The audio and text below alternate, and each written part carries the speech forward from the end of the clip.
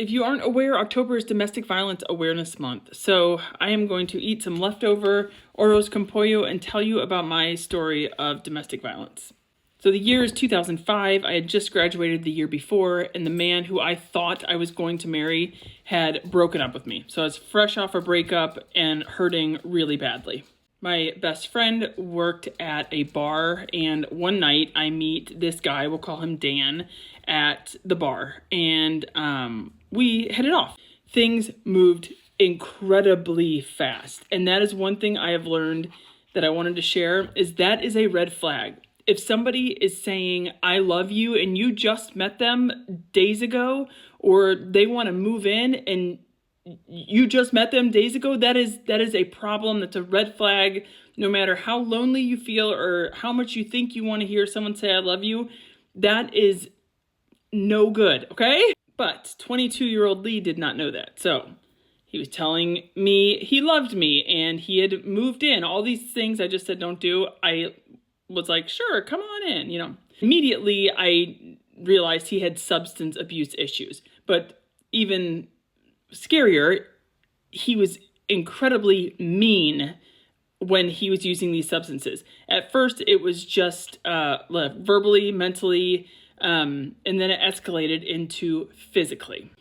And I'll never forget, as I'm sure anybody who has gone through a similar situation, I will never forget the first time he hit me. He had been at a bar near our house, and someone called me saying that they were kicking him out. He had to leave. So I pulled up in the parking lot. He got in the passenger side.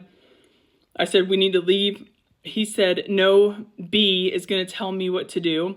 And he punched me in the jaw, and my head hit the window of the driver, the door. And that is when I learned that just because you want to get out of the relationship doesn't mean they do. So things just got worse. For example, one night, he was texting me that he was going to KILL me in my sleep, and my roommate was a bartender. I think I already said that. Sorry, I think I did.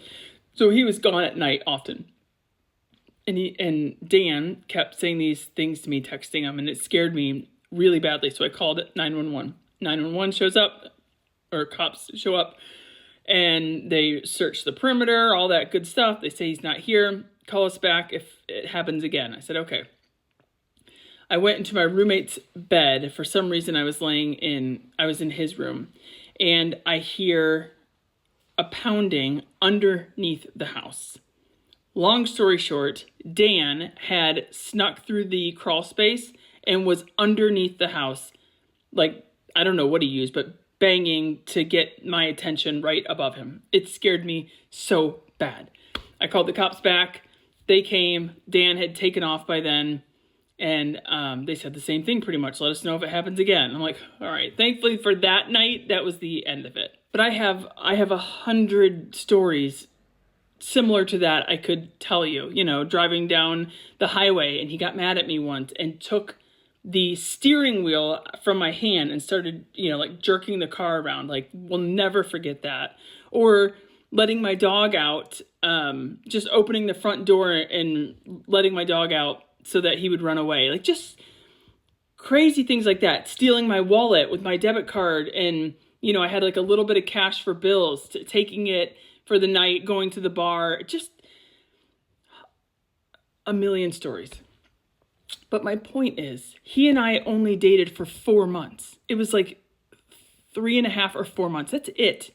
We didn't have children together. We weren't married. And that relationship still traumatizes me 20 years later. If you are young and in a similar situation, please do not ever think that having a child with this person, or marrying this person, or buying them something and putting it in your name, none of that is going to help. No matter what you might think, no matter what he's telling you, that is not going to help change him, okay? So please don't have a child thinking this will help the situation. It won't.